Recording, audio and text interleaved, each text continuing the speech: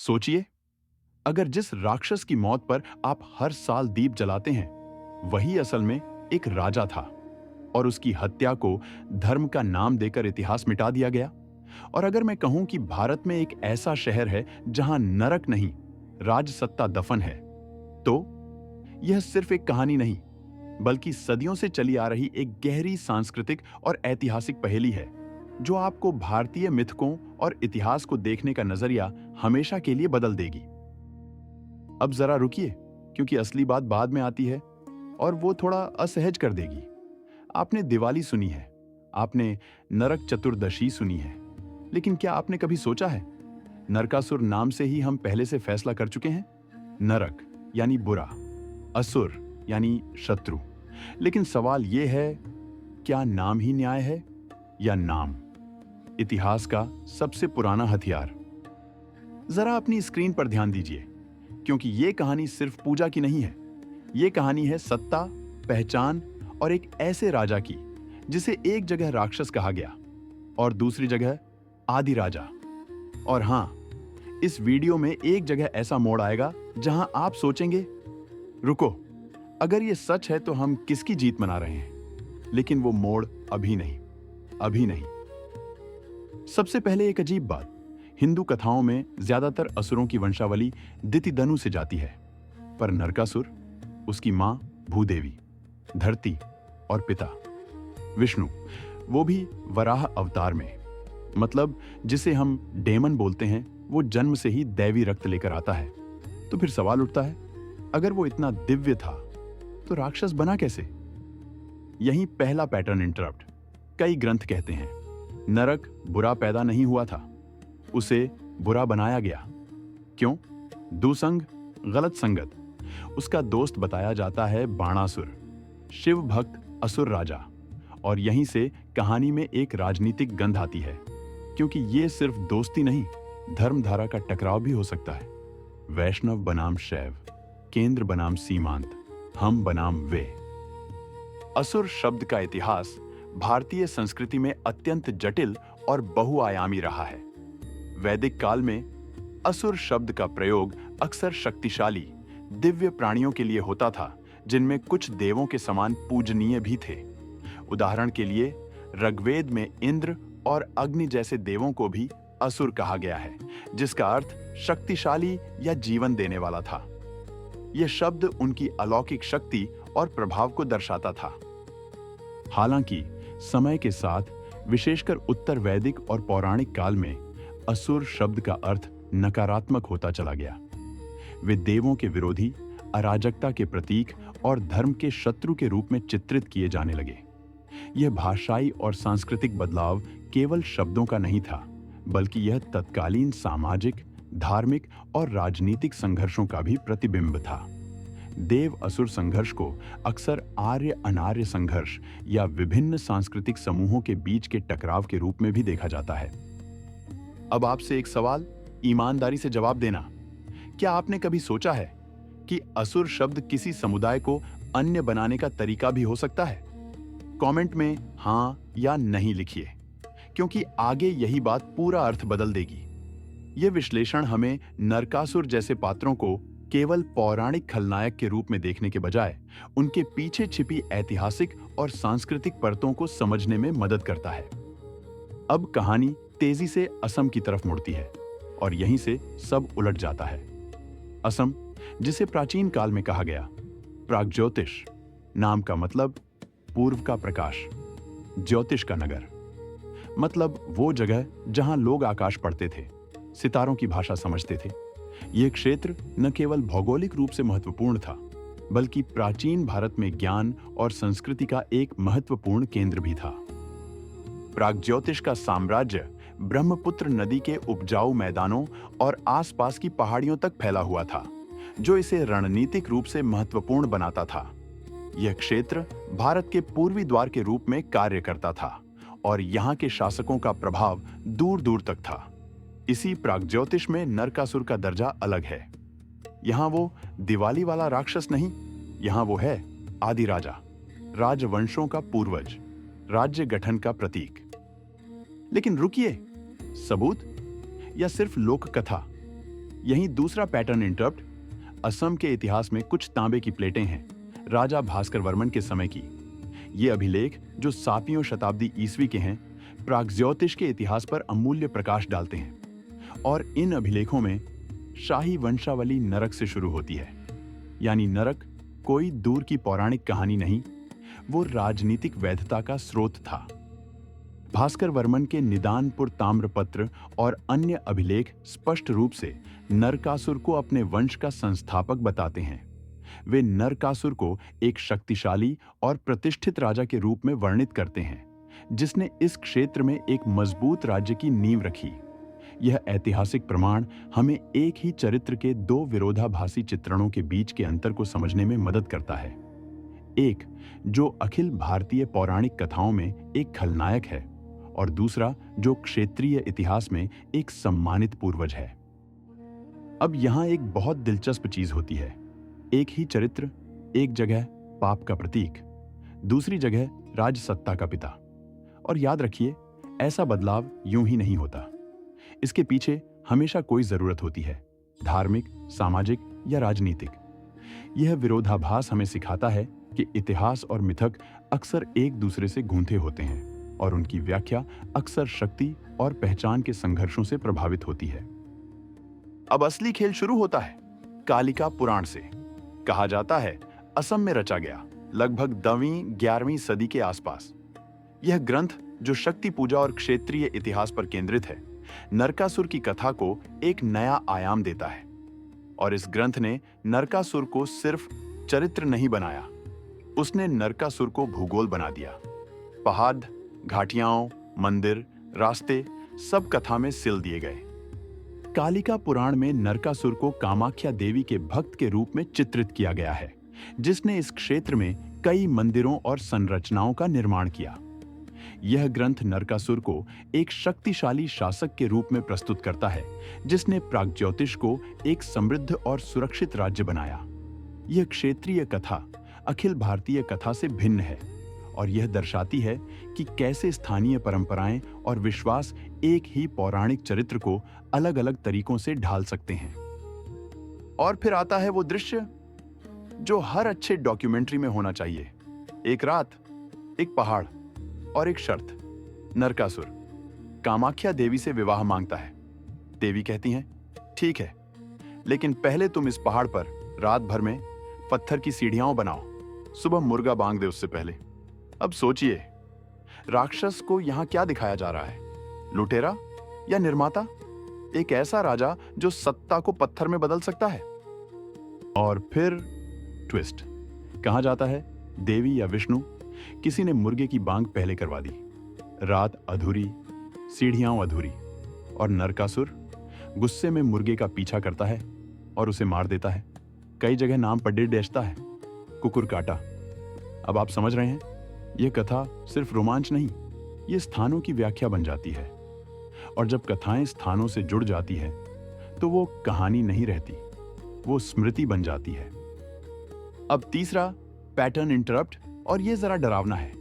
गुवाहाटी में एक जगह है नरकासुर पहाड़ी, और वहां पुराने किले जैसे अवशेष, ईंट की दीवारों के चिन्ह, कुछ मूर्तियां, कुछ कलाकृतियां, मतलब कथा जमीन पर भी कुछ कहती है। ये अवशेष हालांकि पूरी तरह से उत्खनित नहीं हुए हैं, नरकासुर के शासनकाल और उसके द्वारा निर्मित संरचनाओं की ओर इशारा करते हैं। यह पहाड़ी आज भी स्थानीय लोगों के लिए एक महत्वपूर्ण स्थल है, जो नरकासुर की स्मृति को जीवित रखती है। लेकिन फिर सवाल उठता है, अगर इतना बड़ा ऐतिहासिक संकेत है, तो ये जगह आज शांत क्यों है? क्यों ये कहानी ज्यादातर किताबों में फुटनोट बनकर रह गई? यह सवाल हमें भारतीय इतिहास लेखन और पौराणिक कथाओं के प्रभुत्व पर विचार करने के लिए मजबूर करता है। अक्सर क्षेत्रीय इतिहास और लोक कथाओं को अखिल भारतीय कथाओं के सामने कम महत्व दिया जाता है, जिससे कई महत्वपूर्ण ऐतिहासिक परतें अनसुनी रह जाती हैं। आपसे एक और सवाल, अगर आपके शहर में किसी प्राचीन राजा का किला दबा हो और उस पर कॉलोनी बनती जा रही हो, तो आप क्या करेंगे? कमेंट में लिखिए, बचाना या चलने दो। मैं सच में जानना चाहता हूं। ये प्रश्न हमें अपनी विरासत के प्रति हमारी जिम्मेदारी और जागरूकता पर विचार करने के लिए प्रेरित करता है। अब लौटते हैं उस कथा पर जिसे पूरा भारत जानता है, कृष्ण बनाम नरकासुर। कहानी में नरकासुर स्वर्ग पर चढ़ाई करता है, आदित्य के कुंडल छीन लेता है, इंद्र को हटाता है और 16,000 स्त्रियों को कैद करता है। और फिर कृष्ण आते हैं गरुड़ पर और युद्ध होता है। यह कथा भागवत पुराण और अन्य वैष्णव ग्रंथों में प्रमुखता से वर्णित है, जहां नरकासुर को एक अहंकारी और अत्याचारी शासक के रूप में चित्रित किया गया है। लेकिन असली हुक यहां है। कुछ परंपराओं में नरकासुर को मारता है कृष्ण और कुछ में मारती है सत्यभामा। क्यों? क्योंकि नरक को वरदान था, उसे सिर्फ उसकी मां मार सकती है, और सत्यभामा को भूदेवी का अवतार माना जाता है। यह विवरण न केवल कथा को जटिल बनाता है, बल्कि इसमें स्त्री शक्ति और मातृत्व के गहरे प्रतीकों को भी जोड़ता है। अब सोचिए, ये कथा किसे उभारती है? एक तरफ धर्म विजय, दूसरी तरफ मातृत्व का क्रूर निर्णय, और तीसरी तरफ स्त्री एजेंसी, क्योंकि युद्ध में निर्णायक वार स्त्री करती है। सत्यभामा का यह कार्य न केवल नरकासुर के अंत का प्रतीक है, बल्कि यह स्त्री शक्ति और उसके निर्णायक भूमिका को भी दर्शाता है, जो भारतीय पौराणिक कथाओं में अक्सर देखने को मिलती है। लेकिन यहीं से कहानी एक नए युद्ध में चली जाती है, आधुनिक राजनीति में। और यही वो हिस्सा है जहां चीजें डिस्टर्बिंग हो जाती हैं, क्योंकि यहां तलवारें नहीं, कथाएं टकराती हैं। 2010 के बाद कई दलित बहुजन समूहों ने कहना शुरू किया, नरकासुर राक्षस नहीं था, वो एक मूल निवासी राजा था, और कृष्ण द्वारा उसका वध एक आर्य प्रभुत्व की कहानी है। कुछ जगह इसे नरकासुर शहादत दिवस कहा गया। किसी ने कहा, दुनिया में मौत का उत्सव कौन मनाता है? और फिर बहस आग बन गई, कैंपस से सड़क तक। यह व्याख्या नरकासुर को एक प्रतीक के रूप में देखती है, जो उन समुदायों का प्रतिनिधित्व करता है जिन्हें इतिहास में हाशिए पर धकेल दिया गया या दानवीकृत किया गया। यह एक शक्तिशाली प्रतिकथा है जो स्थापित पौराणिक आख्यानों को चुनौती देती है। अब यहां चौथा पैटर्न इंटरप्ट। अगर एक समुदाय किसी चरित्र को राक्षस कहकर जलाता है और दूसरा समुदाय उसी चरित्र को शहीद कहकर याद करता है, तो सवाल नरकासुर का नहीं रह जाता। सवाल बन जाता है, किसका इतिहास, किसकी नैतिकता? यह पहचान की राजनीति का एक ज्वलंत उदाहरण है, जहां पौराणिक कथाओं का उपयोग वर्तमान सामाजिक और राजनीतिक संघर्षों को व्यक्त करने के लिए किया जाता है। और देखिए, इसमें एक अजीब विडंबना है। असम में नरकासुर कई बार दलित आइकन नहीं, बल्कि क्षेत्रीय पूर्वज, राजवंशों की जड़। यानी भारत में एक ही चरित्र पर 3 चश्मे, भक्ति का, इतिहास का और पहचान राजनीति का। यह हमें भारतीय संस्कृति की विविधता और जटिलता को समझने में मदद करता है, जहां एक ही कहानी के कई सत्य हो सकते हैं। अब आपसे तीसरा सीधा सवाल, आपके हिसाब से मिथक सिर्फ कहानी है या सत्ता का टूल? कमेंट में एक शब्द लिखिए, कहानी या टूल। और मैं देखना चाहता हूं कि इस चैनल की ऑडियंस क्या सोचती है। अब हम जरा गोवा चलते हैं, क्योंकि वहां नरकासुर कहानी नहीं, शो है। बड़े बड़े पुतले बनते हैं, भयानक चेहरे, पटाखे, और सुबह उन्हें जलाया जाता है। कुछ लोग कहते हैं बुराई जलाओ, कुछ कहते हैं अब तो पुतला ही हीरो बन गया है, कृष्ण पीछे रह गए। मतलब राक्षस का चेहरा इतना बड़ा हो गया कि देवता का नाम छोटा। गोवा में नरकासुर का पुतला जलाना दिवाली से पहले की एक प्रमुख परंपरा है, जो बुराई पर अच्छाई की जीत का प्रतीक है। लेकिन यह भी दिखाता है कि कैसे एक चरित्र का चित्रण समय के साथ बदल सकता है। दक्षिण भारत में वहां तेल स्नान, अभ्यंग स्नान कहा जाता है। युद्ध की मलिनता धुलती है। एक जगह पब्लिक ड्रामा, दूसरी जगह निजी शुद्धि। दक्षिण भारत में नरक चतुर्दशी को सुबह सुबह तेल स्नान करने की परंपरा है, जिसे पवित्र और शुद्धिकरण का प्रतीक माना जाता है। यह परंपरा नरकासुर के वध के बाद की शुद्धि से जुड़ी है। और बंगाल असम में 14 दीप पूर्वजों के लिए। वहां नरकासुर की कथा अक्सर काली पूजा की छाया में चली जाती है। एक ही दिन, अलग अलग भारत, अलग अलग अर्थ। बंगाल और असम में नरक चतुर्दशी को भूत चतुर्दशी के रूप में भी मनाया जाता है, जहां 14 दीप जलाकर पूर्वजों को याद किया जाता है। यह विविधता दर्शाती है कि कैसे एक ही त्योहार और उससे जुड़ी कथाएं विभिन्न क्षेत्रों में अलग-अलग सांस्कृतिक और धार्मिक अर्थ ग्रहण करती हैं। और अब वो हिस्सा जो मैं शुरू में बाद में कह रहा था, क्योंकि यहां कहानी आकाश तक उठती है। कुछ विद्वान मानते हैं असुरों के आकाश से गिरने के वर्णन कभी-कभी धूमकेतु, उल्का या खगोलीय घटनाओं की स्मृति हो सकती है, और प्रागज्योतिष, ज्योतिष का नगर नाम ही संकेत देता है कि यह क्षेत्र आकाश ज्ञान का केंद्र रहा होगा।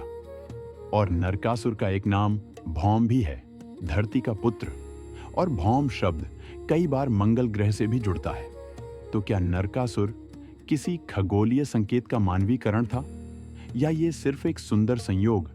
यह विचार हमें प्राचीन सभ्यताओं के खगोलीय ज्ञान और उनके मिथकों में ब्रह्मांडीय घटनाओं को शामिल करने की प्रवृत्ति पर विचार करने के लिए प्रेरित करता है। क्या नरकासुर की कहानी किसी प्राचीन उल्कापिंड के प्रभाव या किसी अन्य खगोलीय घटना की स्मृति हो सकती है, जिसे बाद में एक राजा की कथा में बदल दिया गया? अब चौथा सवाल, और ये मजेदार है। अगर कल कोई वैज्ञानिक कह दे कि नरकासुर कथा किसी प्राचीन धूमकेतु की रिकॉर्डिंग है, तो आप मानेंगे? कमेंट में मानूंगा, मानूंगी या नहीं, बस इतना लिख दीजिए। अब अंतिम मोड़ पर आते हैं, लेकिन ध्यान रहे, अभी भी कंक्लूजन नहीं, क्योंकि निष्कर्ष से पहले एक आखिरी सच देखना जरूरी है। हर युग ने नरकासुर को अपने हिसाब से गढ़ा। कहीं वो अहंकार है जिसे मारना है, कहीं वो राजा है जिसे याद करना है, कहीं वो प्रतीक है जिसे रिक्लेम करना है। और यही कारण है कि नरकासुर मरकर भी खत्म नहीं होता। वो हर साल लौटता है, दीपों में, बहसों में, पुतलों में और राजवंशों की वंशावलियों में। और अब सोचिए, अगर कल कोई पुरातत्वविद नरकासुर पहाड़ी में सुनियोजित खुदाई करके कुछ निर्णायक निकाल दे, तो क्या हमारी दिवाली की कहानी बदल जाएगी, या हम उसे भी किसी नए फ्रेम में डाल देंगे, जैसे हम हमेशा करते हैं? क्योंकि सच ये है, भारत में युद्ध सिर्फ मैदान में नहीं होते, युद्ध कथाओं में होते हैं, और कभी-कभी सबसे खतरनाक हथियार तलवार नहीं, नाम होता है। तो आज जब आप नरकासुर शब्द सुने, तो एक पल रुककर खुद से पूछिए, क्या मैं एक राक्षस के बारे में सोच रहा हूं, या एक राजा के बारे में? और फिर पूछिए, और ये सोच मुझे किसने दी? अगर इस वीडियो ने आपके दिमाग में बस 1% भी शक पैदा किया है, तो वही हमारा मकसद था। क्योंकि फैक्चुअल फ्यूजन पर हम किसी एक कहानी को पूजा नहीं बनाते, हम उसे खोलते हैं ताकि आप खुद तय कर सकें कि सच कहां छिपा है। आपके हिसाब से नरकासुर क्या था? दुष्ट, राजा या दबाई गई स्मृति? नीचे कमेंट में सिर्फ एक शब्द लिखिए, और अगर आप चाहें तो वजह भी। वीडियो पसंद आया हो तो एक लाइक कर दीजिए, और अगर आप ऐसी ही कहानी बनाम इतिहास वाली डॉक्यूमेंट्री स्टाइल वीडियो चाहते हैं, तो चैनल को सब्सक्राइब करके हमारे साथ रहिए, क्योंकि अगली बार हम एक ऐसे विलेन की कहानी खोलेंगे जिसे शायद आपने कभी हीरो की तरह देखने की हिम्मत नहीं की। और याद रखिए, कभी-कभी राक्षस वही होता है जिसे इतिहास ने जीतने नहीं दिया।